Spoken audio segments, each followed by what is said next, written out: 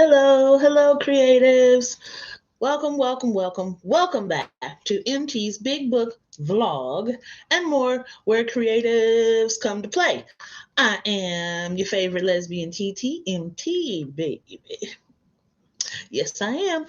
And I'm back with another video, a quick video for creators and artists and writers with a little tip on how to break those rules, okay? Because let me tell you something, baby. I've been a rebel my whole life, my entire life. And quick little story about me.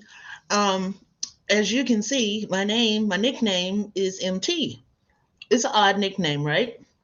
Well, my nickname used to be MTR because back in the day, long time ago, when I was a rapper, I went by MTR Muggsy the Rebel. That was my nickname.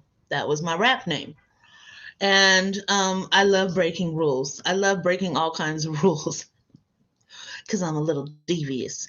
But as I developed into a rapper that turned into a poet, that turned into a spoken word artist, that turned into an author, I had to figure out some things of which rules to break and which ones not to break, because some rules are totally meant to be broken and some of them you just have to follow. Well, okay. So, this is a little tip from me to you, a little love from your favorite lesbian TTMT, so that if you are on your journey to start out writing your books, I'm going to give you some tips. I promised I would, and here I am. I'm going to give you some tips on how you can pick your genre. It is really, to me, the first step in writing is picking your genre, because there's so many things you can write about. You know, some people want to write memoirs, some people want to write fiction, some people want to write history. No matter what it is, you have to figure that out first, okay? So, what I'm going to do is I'm going to give a little chat today about, I'm sorry, my notifications are going crazy. So, I'm going to give you a little chat today about how to pick a genre and how to break the rules of genres. So I got this little book right here. Okay, shameless plug. I'm sorry. I have to do this. But this is 10 Steps to Living Your Literary Legacy. And it is a super thin little book. And basically, it gives people who don't have those big name opportunities a chance to get started in your writing. It's going to give you tips and information on how to walk through the process to become a published author. This is stuff tried and true. I've done it myself. I've done it for clients. So you're safe with me. Okay, so if you turn into the book after the first little fluffy intro, it talks about choosing a theme or a genre. Okay, so thing about it is, when you're a creative person, sometimes there's like lots of ideas circling around in your head. You don't quite know where to get started when you're writing because you got all this jumbled up. So if you pick a genre, that will help you narrow down and focus and funnel in on what you want to write about. There are all kinds of genres, and I'll show you how you can mix and match. Okay. So first, you got to ask yourself a couple of questions. Okay. What message are you trying to tell in your book? What are you trying to say? In one of my books, like, I have different books, but in one of my books, the message is that Black lesbians, we're not all the same, right? We're not all the same people. We're multi-layered, complex people. And so that was my message in the book, is that not all Black lesbians are studs. Not all of us are like super feminine. Not all of us, like, yes, I have my rainbow flag, but not all of us are rainbow down. Like, we're complex. We work jobs. We're nurses and doctors and lawyers and basketball players and cooks and chefs. Like, we're complex like everybody else. So that was my message. But what is your message? What do you have to say to readers? Okay. Second question is, what unique gift do you offer? So, I love to talk about Les Twins. I do. If you watch any of my videos, I love them and their inspiration. They are gifted dancers. And if you don't know, run, don't walk someplace over in YouTube and Google Les Twins, because they're amazing. But they're gifted dancers. Sometimes you have to take your journey with you into your art. That's just what it is. You can't write always from another person's perspective and do it justice. You have to bring yourself with it. So, what is special about you that readers need to understand or enjoy? Of course, mine comes from the queer experience, but what is it about you? Every life is unique. So, the trauma that you've faced, the adversities that you've come through, the things that life lessons, all kinds of things can be your inspiration for picking your genre. But whatever it is that you bring to the table, I have barber friends and stylist friends, and I mean, people of every caliber doing all types of really wonderful things. And that's what you want to bring with you to your story. It shouldn't just be that you write something that's just void of emotion or void of who you are. There has to be some bits and pieces of you in your writing, even if you're not writing about yourself. Okay. So also, what are you knowledgeable about? What do you have to give to the world? Like, if you are a teacher, if you've excelled to the point of being an instructor, a teacher, you have a marketable book inside you that's just waiting to come out. Seriously, why haven't you done that already? Because you just adding to your resume of things that you do by giving this instructional manual to people. I've done instructional manuals. So, are you a teacher? Once again, lay twins. Uh, they dance, they have workshops. I would love for them to put out a book about their life or their dance or their workshop or their philosophy. Like, that would be super cool. Um, call me. But anyway, what do you bring to the table? And then last, what theme or genre does your writing want to fall under? Okay, so let's just quickly go through the list, because this is where we get to the fun part of breaking the rules. History books, boom. I don't need to explain that to you. It's history. It happened. Anything besides yesterday is history to me. I'm not a history buff. I was forced to read in school, and I'm not that big on it. Okay. Mystery. Okay. Mystery is difficult to write because you got to put in little clues and stuff. So, but that might be you. That might be what you like to do. So there's mystery, there's thriller.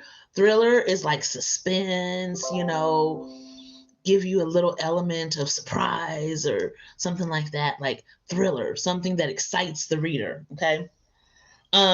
Horror, slashers. Hey, that might be you. You want to go dark? There you go. There you go. You might be a horror writer. Historical, a little bit different than history, because historical takes a lot of research. A lot of research.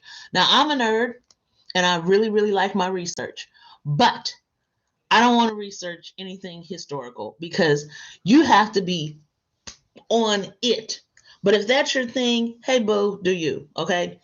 Historical writers, honestly, though, can make money easier than some of the other genres. Why? Because people who are looking for books that highlight, even if it's fictional, books that highlight periods in the 1800s, early 1900s, whatever, those books are the ones that a lot of book groups and clubs and magazines and stuff, they want that material, so they're willing to pay for it.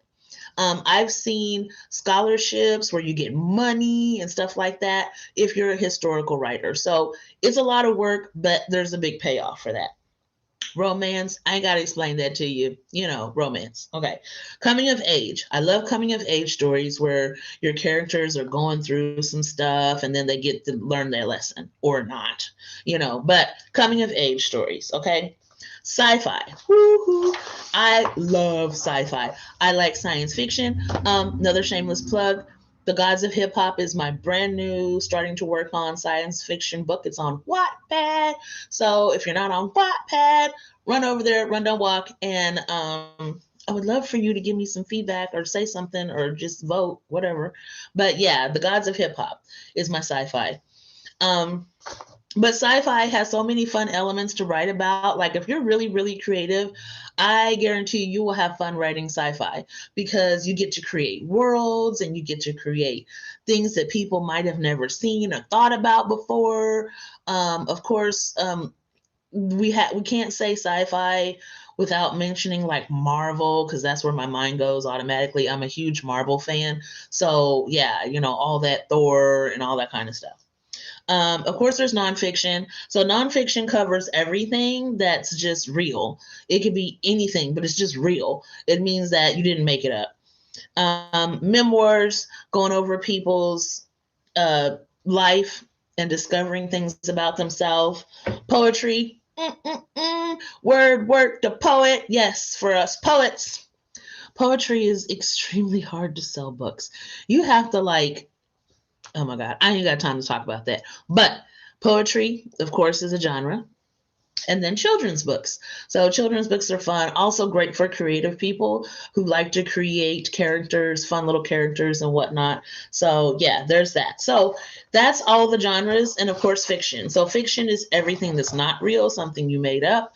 It can be based off of real life. It could be versions of real events that have happened. Like I know some great fictional writers who write about oh my God. They write about like our favorite singers. Like I read a fictional book about Whitney Houston that I just love. But anyway, I digress. So that's all the genres. That's all the boring stuff. Get that out of here, out of the way. Now, let's talk about breaking some rules, shall we? The fun part about being an artist and a creative person is just because I listed all of those genres doesn't mean that you have to follow the strict criteria that it gives. Because as creative people, we should have the freedom to do whatever we want, right? As long as we're not hurting anybody, but whatever we want. Like I can't stand the one linear thinking type of books personally. That might be for somebody else, but I don't like it. I don't want to read that. The most creative people who write books means that you get to mix and match your genre. You don't have to be just a historical writer. You could be a historical sci-fi writer. Now that's interesting, right? Some historical characters from the 1700s that turn into super monsters. I'm here for it, absolutely. Let's talk mix and match in other genres. What if you're a romance writer? Stay with me. A romance writer who also writes memoirs. I like it. I'm already tasting it. It tastes good.